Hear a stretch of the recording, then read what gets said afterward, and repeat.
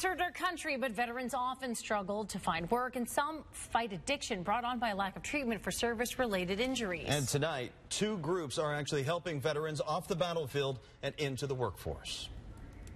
Literally, you're now a civilian, you're on the streets, and good luck. It was literally, you're now a civilian, you're on the streets, and good luck. It wasn't even good luck, we just see you. Ollie Seiler, known by his friends as Tim, is a Marine. He served between 72 and 74 and was trained to fight and serve his country. But when he left the service, there was no retraining on how to survive being a civilian. I didn't know how to take care of myself. It was living on the streets, going from state to state. What did you find? Did you find other veterans in your same situation? I found other veterans and, other people in the same situation. He says he self-medicated with alcohol and drugs to numb his issues. And when he did try to get help, I go to the VA, and they give me a load of medicine to take.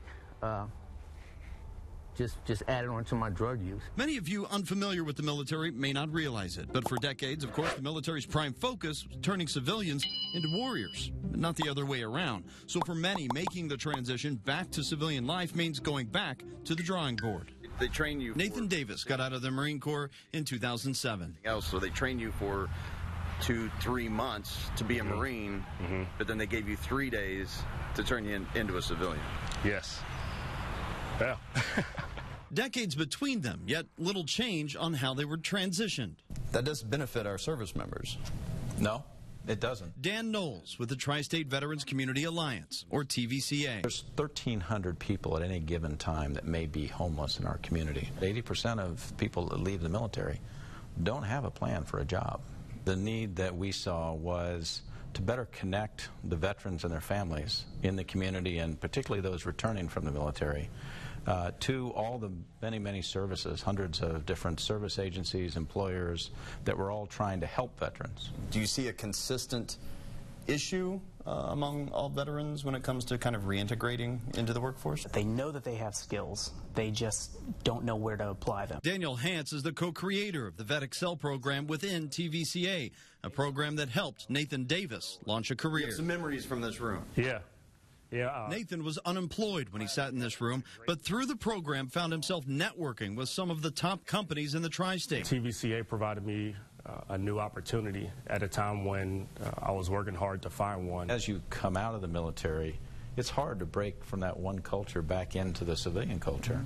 And reintegration comes with hurdles. Hurdles the TVCA knocks down. Research shows a vet's level of education, the stress trying to support a family, or dealing with the effects of trauma or PTSD can affect a vet's ability to transition into the new world. It's not just that there's a whole new world, it's that their reality has changed so dramatically. Mark Levine is with Joseph House, a place where homeless veterans battling addiction can get their life back on track. They can stay here a little bit longer, allow their brain to heal and to be able to develop some of those skills before they go back out. It's where Tim found his sobriety after decades on the streets, and it's also where he gained another first in his life.